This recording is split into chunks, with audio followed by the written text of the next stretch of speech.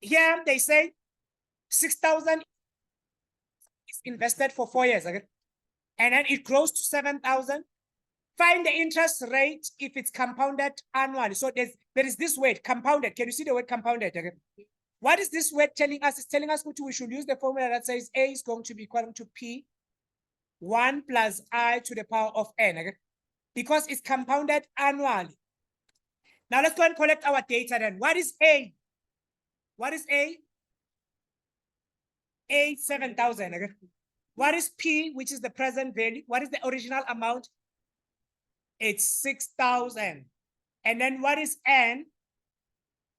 N is going to be what to be 4. And then we go and substitute.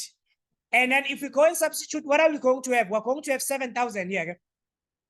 Which is going to be equal to, here we are going to have what?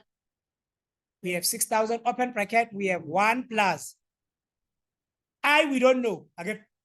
And then to the power of what? Of 4. Now, we can't add 1 plus I, because 1 plus I, they are not like terms. You can't add them. So we're going to leave them as 1 plus I, okay? Now, how then do you remove this 6,000 here? First, you need to remove the 6,000. You are going to divide by 6,000 both sides, okay? If you divide by 6,000, you divide by 6,000 even this side.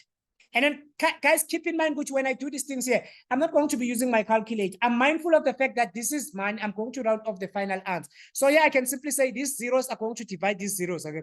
What am I going to remain with? I'm left with 7 all over 6, which is going to be equaling to 1 plus I to the power of what? Of 4. Now, once we're here, you want to remove this 4 so that when you can remain with I. Agree, you want I inside. Okay? Now, how then do you remove a power? How do you remove a power? Basic mathematics says, which if I want to remove this power, I can multiply with the multiplicative inverse of this thing. Okay? What is going to be the multiplicative inverse of this thing here? Is going to be 1 all over 4.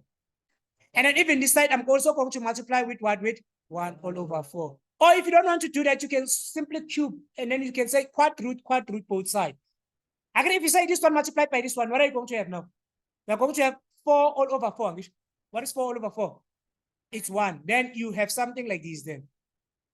You have 1 plus I to the power of 1, which can be 1 plus I. So you can simply remove the bracket. And then this side, what do I have? I have 7 all over 6 to the power of 1 all over 4. What is 1 all over 4? Remember, what is 1 all over 4? Another way to write this thing of 1 all over 4 here is going to be saying, instead of writing it as 1 all over 4, you can write it as quad root, okay, of 7 all over 1 all over 6. Was it fine? Okay? So this one and this one are exactly identical. So now we're looking for I. How can I get I? What is it that I can do if I want to isolate I on its own here? I want to undo addition. Again. How do you undo addition? You take this one to this other side again.